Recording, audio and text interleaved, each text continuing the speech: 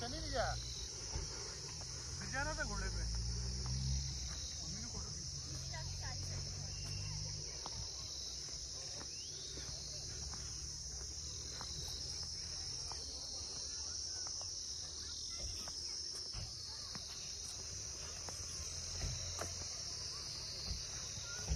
नमस्ते सबैजनालाई, वेलकम छ मेरो आजको नयाँ भिडियोमा। र अहिले चाहिँ म छु तिन भन्ने जग्गामा र अहिले फिलहाल चाहिँ एकदम राम्रो मौसम भइरहेको छ र अहिले एकदम क्राउडहरू पनि बेसी रहेछ।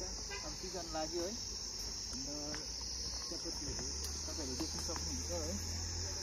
यहाँको तपाईँले टेस्ट पनि गर्नु सक्नुहुन्छ, यहाँ तल पाउँछ है, चिया पनि पाउँछ। तपाईँले टी पनि लानुहुन्छ भने चाहे तपाईँले किसिमको पाउँछ चियापत्तीहरू।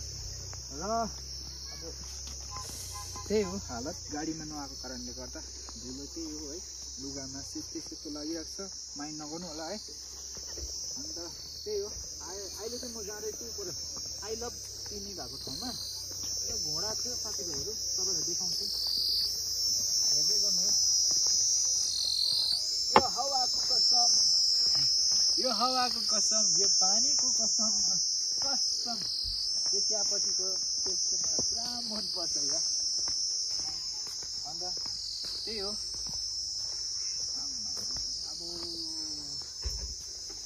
के गर्नुपर्ने हौ, चटपटेहरू खान लागि त अमिलो चिसो नुन खोर्सानी डालेर एउटा भैयाले भने जस्तै। र आज एकदमै खुसी र घरिघरि आउने टाइम पनि पाउँदैन, त्यसै कारणले गर्दा यसो निस्क्यौँ न चिनीमा पनि भन्ने कारणले गर्दा हामी निस्केको साथीभाइहरू। तपाईँहरूलाई यो भिडियो मन पर्यो भने चाहिँ तपाईँहरूले टक्कै लाइकहरू गरिदिनु होला, कमेन्ट पनि गर्नु होला। तपाईँहरू पनि आउनुहोस् है, एकदम राम्रो छ जग्गा चाहिँ, एकदम राम्रो। र मौसम चाहिँ आज चाहिँ एकदम राम्रो भइरहेको छ है।